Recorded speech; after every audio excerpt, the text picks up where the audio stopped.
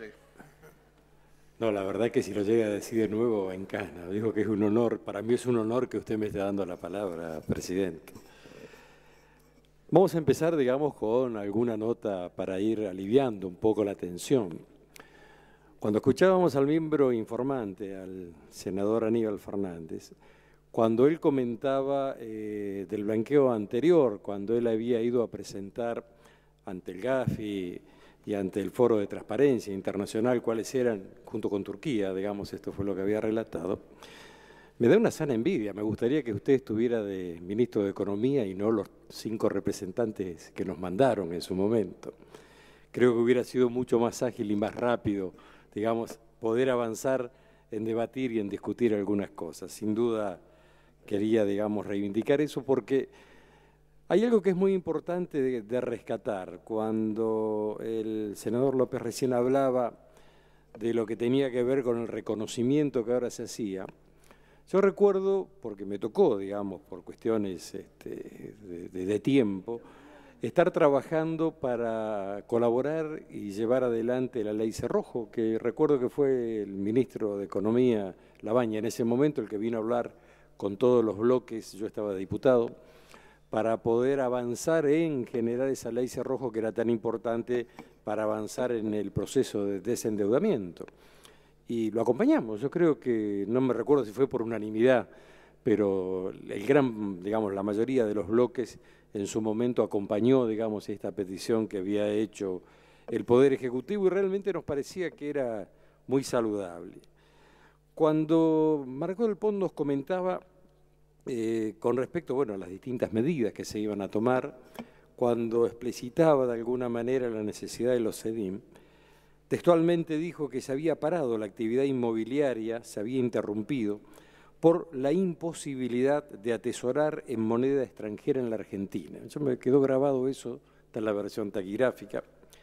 Realmente después, inmediatamente nos decía de que estas medidas no tenían que ver con una necesidad concreta, porque fue una pregunta que se le hizo, de contener los dólares, es decir, cuando se planteaba, se entregaban los CEDIM, inmediatamente se iba y se canjeaban por dólares, no quedaban, digamos, dentro de lo que era el circuito del Banco Central.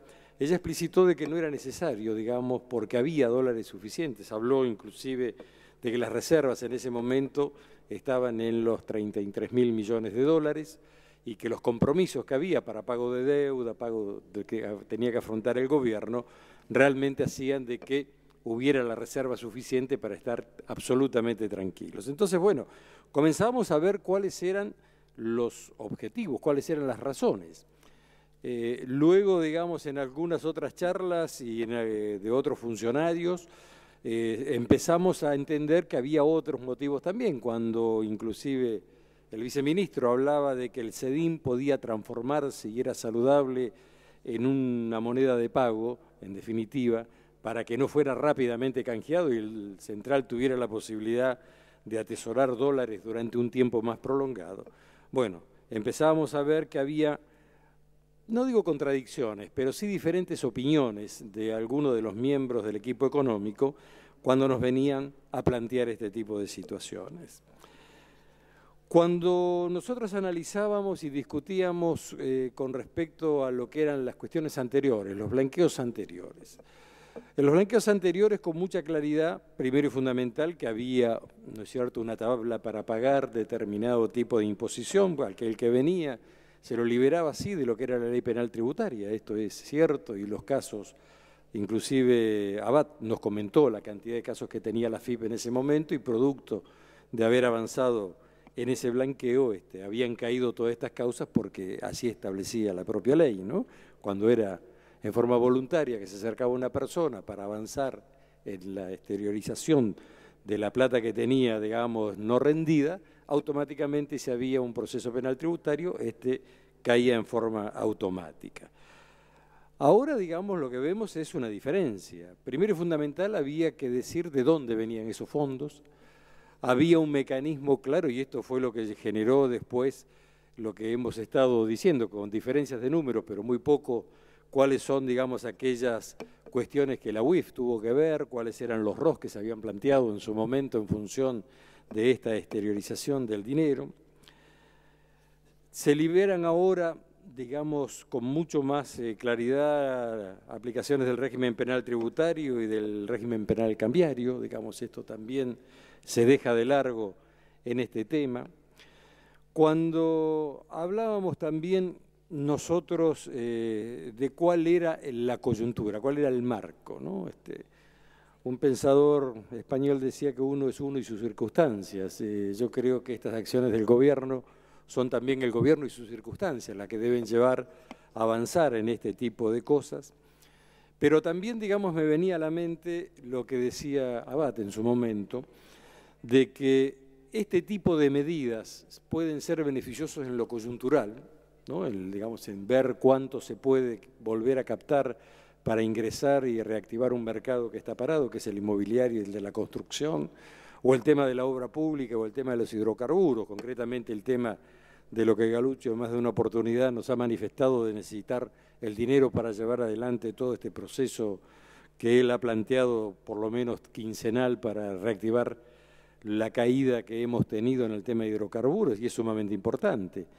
Él está hablando que necesita 7.000 millones de dólares por año y nosotros sabemos que se están pagando por la importación de combustibles cifras superiores a los 13.000 millones. Es decir, es una buena ecuación que Galuccio consiga rápidamente los 7.000 millones por año y que podamos volver a un proceso de autoabastecimiento en el país. Hoy el senador Linares explicaba con claridad cuál era el proceso que se había dado en su momento con el tema de los buques regasificadores. Es decir, ni siquiera se había planteado en esa etapa la posibilidad de hacer las obras en tierra que hubieran implicado un ahorro sustancial a partir del primer año, partiendo de esos 4 buques que vinieron en una instancia, y este año vamos a estar importando cerca de 80 buques, ¿no es cierto?, de los buques metaneros. Así que, bueno, todo este tipo de cosas lo que nos lleva a nosotros a pensar de que realmente lo que se necesita son dólares, que lo que nos decía la presidenta del Banco Central no era exactamente lo que ella nos quería transmitir, que lo que se necesita es plata para poder reactivar, inyectarle YPF para que realmente comience a poder funcionar con las inversiones que ellos han dicho, pero realmente vemos las contradicciones, no las voy a decir, entre los artículos 9, el 14, el 17, esto fue explicado con mucha claridad ya por los miembros informantes de mi bloque.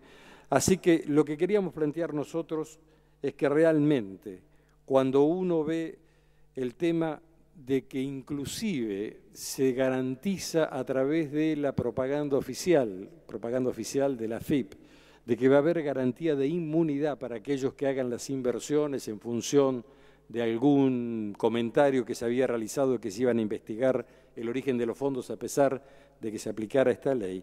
Realmente todo ese tipo de cosas hacen que nos preocupemos y nos preocupemos mucho. Y en esto no es ser agoreros, ni mucho menos.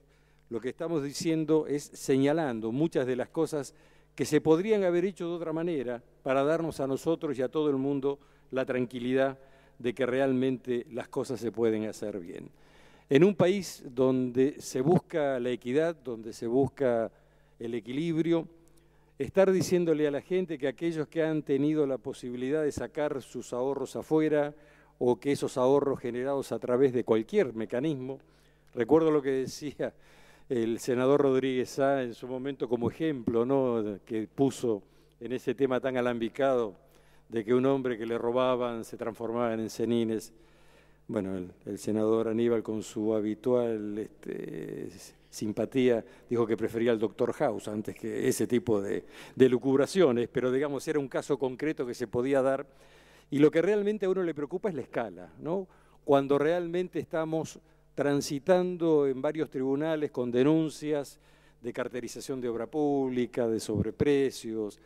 Esto también es un buen mecanismo que puede ser utilizado por esa gente para que estos dineros que en su momento deberían ser investigados puedan ingresar al circuito blanco a través del cambio con cenines y automáticamente caería cualquier tipo de posibilidad de poder hacer cualquier acción judicial. Esas son las razones por las cuales nosotros no vamos a estar acompañando este proyecto de ley. Y si me permiten no nombrarlo, digamos, a Aníbal en alguna de las cosas que estoy leyendo para contestarle, porque son interesantes las cosas que escribe en sus libros, pero sí de repetir algo que en alguna oportunidad escuché y dije, que en política y en economía se puede hacer cualquier cosa. Lo que nunca se pueden evitar son las consecuencias. Ojalá que no tengamos que lamentarnos de las consecuencias de lo que hoy estamos haciendo. Gracias, presidente.